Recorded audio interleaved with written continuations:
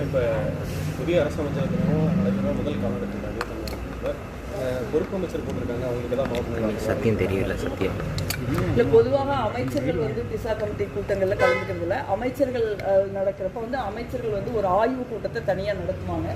திண்டுக்கலுக்கு பொறுப்பாக இருக்கிற அமைச்சர் திரு விக்னேஸ்வரத்தில் ஒரு ஆய்வு கூட்டம் நடத்துகிறாங்க, நான் கலந்துக்கிட்டேன். அதே மாதிரி இங்கேயும் ஆய்வு கூட்டம் நடக்க இருக்குது. இன்னும் அதற்கான ஏற்பாடுகளை செஞ்சுருக்காங்க. தமிழ்நாட்டில் பாலியல் குற்றம் அதிகமாக நடந்துகிட்டு இல்லை, தொடர்ச்சியாக வந்து தமிழ்நாட்டில் பெண்கள், குறிப்பாக சிறுமிகளுக்கு எதிரான பாலியல் குற்றங்கள் வந்து ஒரு மிகுந்த வேதனை அளிக்கக்கூடியதாக இருக்குது. இது வந்து ஒரு தொடர்ச்சியாக வந்து ஒரு காவல்துறை சட்டம் ஒழுங்கு சம்மந்தப்பட்ட பிரச்சனையாக மட்டுமே நம்ம பார்க்குறோம். இதுக்கு வந்து ஒரு நீண்ட கால தீர்வு, குறுகிய கால தீர்வு நம்ம பண்ணணும். குறுகிய காலத்தில் வந்து நம்ம செய்கிறது வந்து சட்டத்தை வந்து ரொம்ப தீவிரமாக அமல்படுத்துறது, குற்றவாளிகளை உடனடியாக கைது செய்கிறது, விரைவாக வந்து வழக்குகளை நடத்தி அவர்களுக்கு பெரிய அளவில் தண்டனைகளை வாங்கி கொடுக்கறது. இது ஒரு பக்கம் இருந்தால் கூட இது வந்து தொடர்ந்து வந்து ஒரு சமூகம் சார்ந்த பிரச்சனையாக இது இருக்குது. அதை வந்து சமூகம் சார்ந்த பிரச்சனையாக நம்ம பார்க்கவே மாட்டேங்கிறோம். இப்போ ஆரம்பத்திலிருந்தே வந்து ஒரு பெண் குழந்தைகளை வந்து ஒரு உடலாகவும் ஒரு போகப் பொருளாகவும் ஆண்களுடைய உரிமையாகவும் சித்தரிக்கிற ஒரு கல்வி சார்ந்த சிந்தனைகளை நம்ம இருக்கோம். இதில் வந்து ஒரு பெரிய அளவில் வந்து மாற்றம் தேவை. இது நாடாளுமன்றத்தில் வந்து நான் ஒரு பிரைவேட் மெம்பர் பில் இது சம்மந்தமாக தாக்கல் பண்ணியிருக்கேன். அதாவது ஆரம்ப பள்ளியிலிருந்து உயர்நிலை பள்ளி, கல்லூரி வரைக்குமே வந்து ஒரு பெண்களுக்கான ஒரு ஈக்குவாலிட்டி, ரெஸ்பெக்ட் அண்ட் எம்பவர்மெண்ட் பில்லுன்னு அதுக்கு பேர். அந்த மாதிரியான ஒரு கல்வி முறையை வந்து நம்ம மாற்றி அமைக்கணும். அப்போ தான் வந்து இந்த மாதிரியான கொடிய குற்றவாளிகள் உருவாகாமல் நம்ம தடுக்கலாம். ஏற்கனவே சமூகத்தில் நிறைய கொடிய குற்றவாளிகள் உருவாகியிருக்காங்க. அவர்கள் மீது வந்து ஒரு தீவிரமான நடவடிக்கை எடுக்கணும். அதே மாதிரி நீங்கள் ஒருத்தர் வந்து பெண்களுக்கு எதிரான குற்றங்களை அவங்க செய்கிறாங்க, அவர்கள் வந்து நீதிமன்றத்தில் தண்டிக்கப்படுறாங்க, இல்லை ஜாமீனில் வெளியே வர்றாங்கன்னா அவர்களை வந்து கடுமையாக ஒரு சமூக பகிஷ்கரிப்பு மாதிரி நம்ம பண்ணணும். அது வந்து அவங்க 10ஓட ஒரு 11 குற்றவாளி மாதிரி நம்ம சமூகத்தில் அவங்கள வந்து உடனே ஏற்றுக்கிறோம். இந்த மாதிரி ஒரு மல்டிப்ரோங் ஸ்ட்ராட்டஜி வந்து அதற்கு தேவை.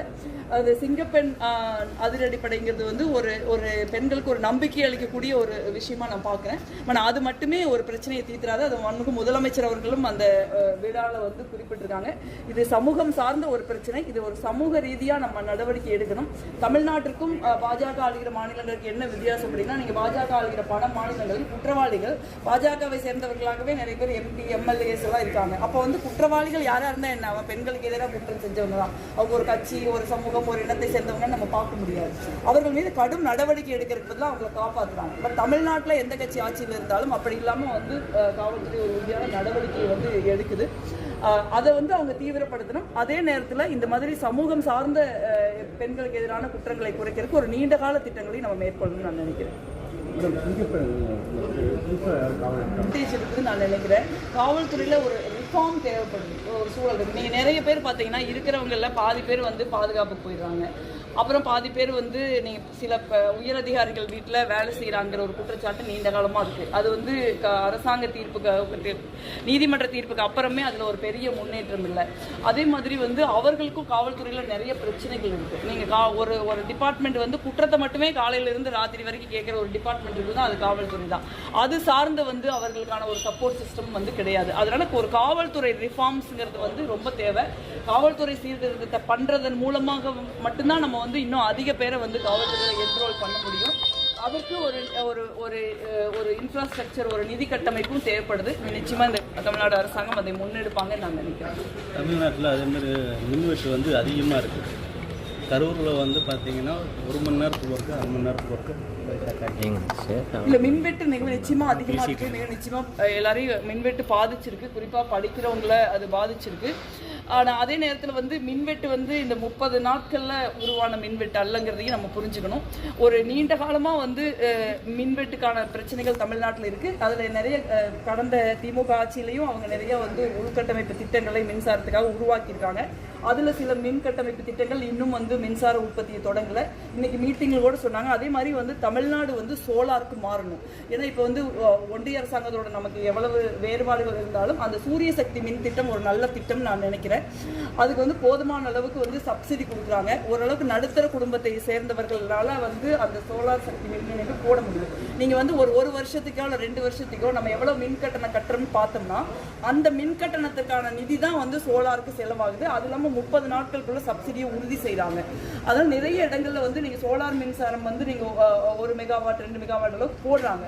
அப்போ வீடுகள்லையே நம்ம அதை போடுறப்ப இந்த பிரச்சனைகள் நம்ம இன்னும் குறைக்கலாம். இது வந்து ஒரு மக்களுடைய ஒரு நாட்டுக்கான பங்களிப்பாகவும் இது இருக்கும். அதே நேரத்தில் ஒரு 30 நாள் மட்டுமே ஆகியிருக்கிற ஒரு அரசாங்கத்தின் மீது நீங்கள் மொத்த பழியும் தூக்கி போட முடியாது.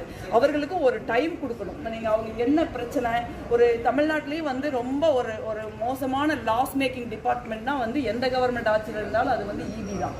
அவ்வளோ இபியில் இருக்கிற ஊழியர்கள் வந்து கடுமையாக உழைக்கிறாங்க. நீங்கள் மழையில் வெள்ளத்திலலாம் பார்த்தீங்கன்னா அவங்க மரம் ஏறது அவ்வளோ வெள்ளத்தில் பாவமாக இருக்குது. அப்படி உழைக்கிற ஒரு டிபார்ட்மெண்ட்டில் அவ்வளோ பெரிய ஒரு பேக்லாக்கு, அவ்வளோ பெரிய ஒரு நஷ்டத்தில் அந்த நிறுவனம் இயங்குது.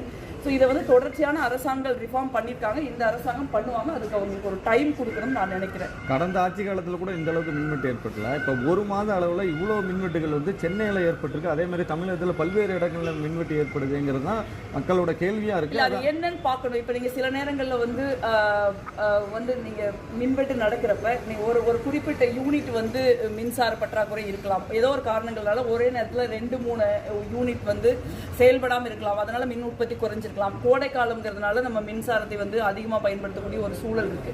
எது எப்படி இருந்தாலும் வந்து ஒரு குறிப்பிட்ட காலகட்டத்திற்குள்ள நீங்க வந்து மின்சாரம் வந்து ஒரு தடையற்ற மின்சாரத்தை அரசு வழங்க வேண்டும். அதற்கான முயற்சிகள் அவங்க செய்வாங்க. அதுக்கான ஒரு டைம் மட்டும் அவங்களுக்கு கொடுக்கணும்னு நான் நினைக்கிறேன்.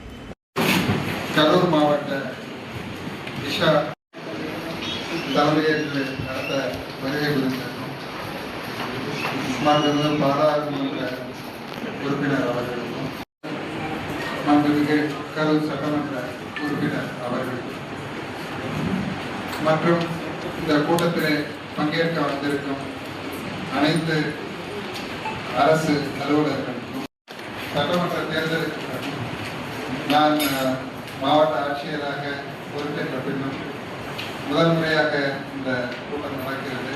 இந்த கூட்டத்தினை சிறந்த ஆலோசனைகளையும் வழிகாட்டுதல்களையும் தருமாறு மதிப்பிற்குரிய பாராளுமன்ற உறுப்பினர் அவர்களையும். அனைவருக்கும் வணக்கம்.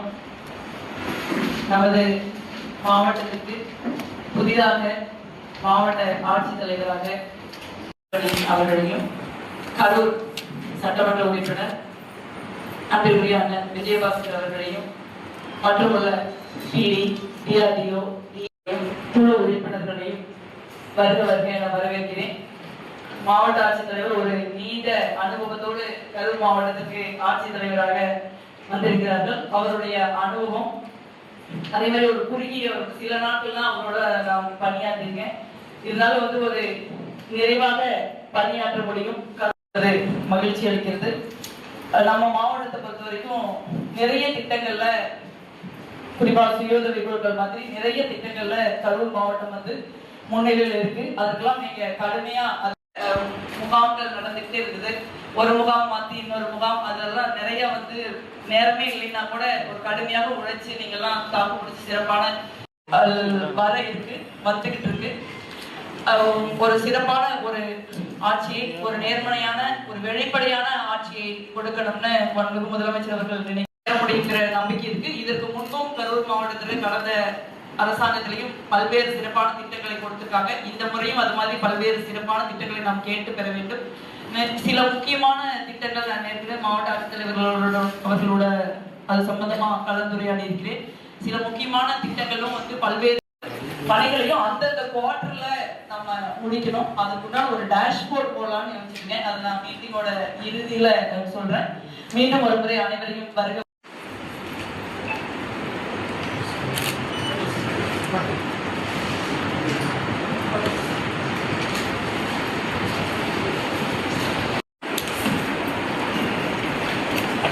நடத்தி கொண்டிருக்கின்ற கரூர் மாவட்ட நாடாளுமன்ற உறுப்பினர் அவர்களுக்கும் கரூர் சட்டமன்ற நிறைவேற்ற 2023 கூட்ட நடவடிக்கை தொடர்பான அறிக்கையை சமர்ப்பிக்கிறது. கரூர் மாவட்டத்தில் ஒன்றிய அரசும் செயல்படுத்தப்படும் திட்டங்களை கண்காணிக்கப்பட்டு மாவட்ட வளர்ச்சி ஒருங்கிணைப்பு மற்றும் கண்காணிப்பு குழு கூட்டம் மாண்புமிகு கரூர் மாவட்ட ஆட்சியர் கூட்டம் நடைபெற்றது. இக்கூட்டத்தில் நியமன உறுப்பினர்கள் குழு உறுப்பினர்களான மாவட்ட கண்காணிப்பாளர், திட்ட இயக்குனர், மாவட்ட ஊர வளர்ச்சி முகமை, கரூர் மாநகராட்சி ஆணையர், இணை இயக்குனர், நலப்பணிகள் துறை, மண்டல இணையர், கால்நடை பராமரிப்பு துறை,